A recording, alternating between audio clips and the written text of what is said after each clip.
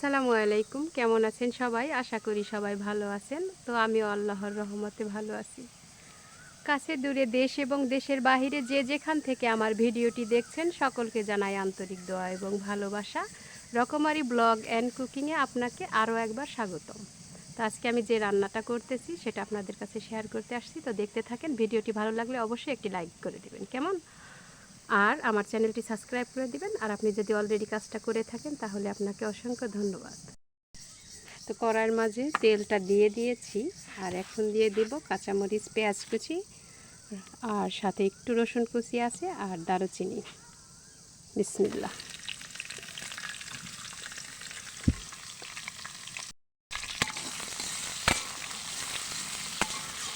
তো এখানে আসলে জিরা বাটা, এলাচ বাটাটাও মানে পড়ে গেছিলো, তো আমি উঠিয়ে নিয়েছি, কারণ এটা একটু আগে ভেজে নিব, তো এই জন্য।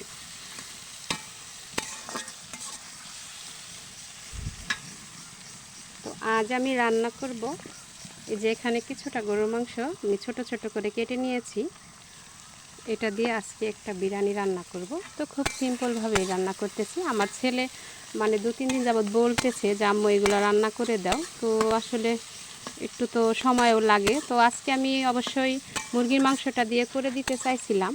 তো আমাদের এইখানে আর কি গরু করা হয়েছে, তো সবাই মিলে মানে ভাগা ধরে না, ওইগুলা ধরা হয়েছে। তো বলছি যেহেতু ফ্রেশ মাংসটা আজকেই তরতাজা ফ্রিজের না, তো এখান থেকে এইটাই দিয়ে রান্না করে দিই। তো দেখতে থাকেন, আশা করি ভালো লাগবে। তো এখানে মোটামুটি পেঁয়াজ কাঁচামরিচ ভাজা হয়ে গেছে। এখন জিরে বাটা, এলাচ বাটা, রসুন বাটাটা দিয়ে দিলাম।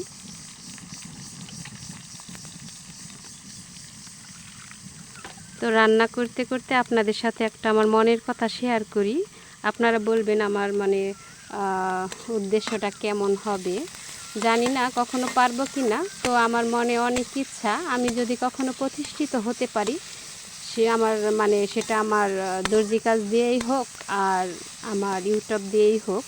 তো এখান থেকে যে মানে দুইটা মিলিয়ে যদি আমি কখনো প্রতিষ্ঠিত হতে পারি, তো আমার খুব ইচ্ছা যে অসহায় গরিব দুঃখীদের মাঝে এই যে রোজা আসলে, ঈদ আসলে তাদের মাঝে মানে ইফতারি বিতরণ করা, ঈদের সেমাই চিনি মানে ঈদের যে পণ্যগুলা বিতরণ করা, এগুলো না আমার অনেক দিনের স্বপ্ন। আল্লাহ তাআলা যদি কখনো আমাকে এই সুযোগটা দেয়, আমাকে যদি সফল করে, তো অবশ্যই আমি কিছু পরিবারের মাঝে এইগুলা বিতরণ করতে চাই। তো আপনারা সবাই আমার জন্য দোয়া করবেন, আমি যেন ভবিষ্যতে এটা করতে পারি। হ্যাঁ, আজ আমার সামর্থ্য নেই, কিন্তু আল্লাহ চাইলে তো সামর্থ্য হতেও পারে।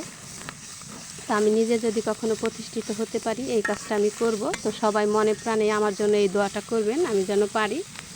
তো আমার হাজব্যান্ডের অনেক সাপোর্ট নিয়ে আমি ইউটিউব, তারপরে আমার সেলাইয়ের কাজটা শুরু করেছি।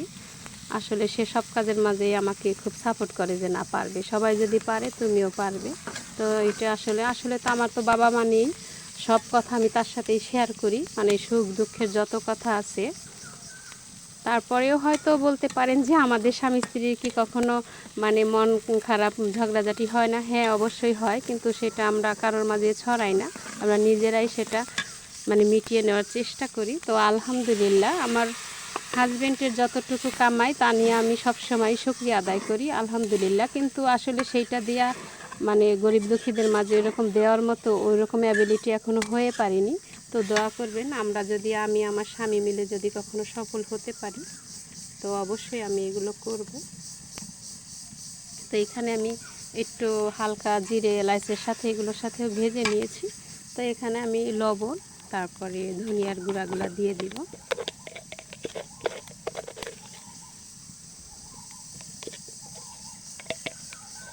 তো লবণটা ঘর থেকে আনতে হবে, এখানের মাঝের কৌটাগুলো শেষ হয়ে গেছে।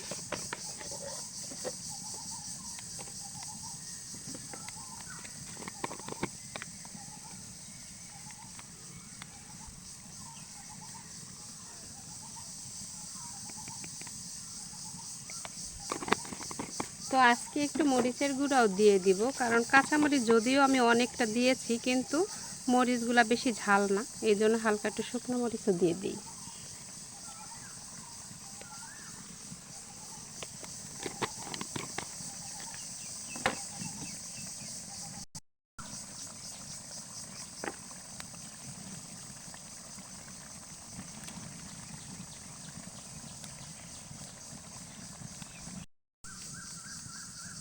এখানে আমি এটা একটু ভালো করে কষিয়ে নিব, যেহেতু গরুর মাংস এই জন্য একটু ভালো করেই তো কষাতে হবে। তো এখন ঢেকে দিচ্ছি। তো আমি একটা কথা যে এতক্ষণ বললাম ওটা স্কিপ হয়েছে কিনা জানি না, তো কথাটা আবারও বলতেছি, আমার মনে হয় যে স্কিপ হয়ে গেছে। তো বলতেছি যে আমি যে কথাটা বললাম এইখানে, তো আবার কেউ কিছু মনে করেন না, যে আসলে আপনারা তো আমার পরিবারের মতো হয়ে গেছেন, এই জন্য এই কথাটা আপনাদের সাথে শেয়ার করছি। হয়তো বলতে পারেন এই কথাটা আবার বলার কি আছে। তো আমার উদ্দেশ্যটা কেমন হয়েছে অবশ্যই কমেন্ট করে জানাবেন। তো এটা একটু লাড়িয়ে চাড়িয়ে দেব সুন্দর করে।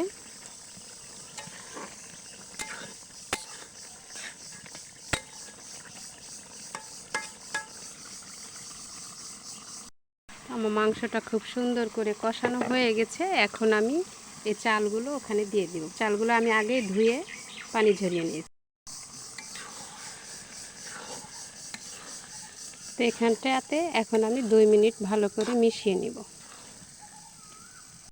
আজ আসলে টক দই ওই রেসিপি মানে ইটা দিতে পারিনি, কারণ আমার ফ্রিজটা একবারে ফিল আপ হয়ে গেছে। তো ওইগুলো এখন বের করে মানে দুধের বোতল টোতল বের করে ওটা বানানো একটু আসলে মুশকিলজনক হয়ে গেছে, এই জন্য আজকে ওটা আসলে দেইনি। তো এইভাবেও রান্না করলে খারাপ লাগে না, ভালোই লাগে। তো এখানে আমি পানিটা পরিমাণ মতো নিয়েছিলাম, ওটা এখন দিয়ে দিলাম।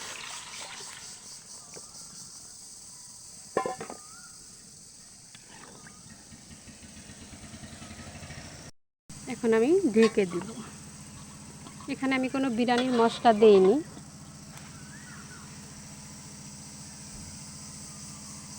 তো এখন আমি যাচ্ছি আমাদের যে পোলাও পাতা গাছগুলো আছে, তো ওখান থেকে কিছু পাতা আনতে। তো এই যে আমাদের গরু এখানে এখনো বাঁধা রয়েছে, ঘরে নেওয়া হয়নি। তো চলেন আমাদের গাছটা কোথায় দেখাই আপনাদের। ওদিন যে ছাগলটা দেখিয়েছিলাম, বলছিলাম না যে ছাগলের বাচ্চা হবে, তো তারপরের দিনই কিন্তু এই যে 3টা ছাগলের ছানা হয়েছে। তো 2টা পাঠা আর একটা পাঠি। এখানটায় আমাদের এই যে পোলাও পাতা গাছগুলো, তো এইখান থেকে আমি এখন একটা পাতা ছিঁড়ে নিব মাত্র।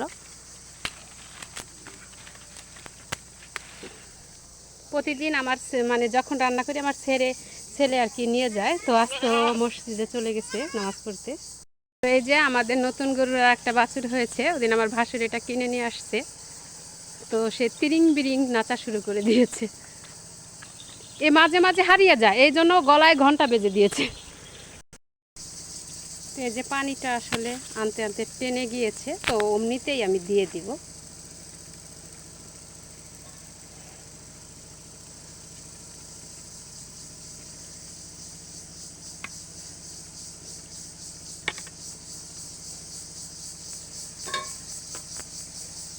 তো এই যে চালটা প্রায় ভালোই মানে 80% ফুটে গিয়েছে, তো আর একটু বাকি আছে, হালকা পানি আছে।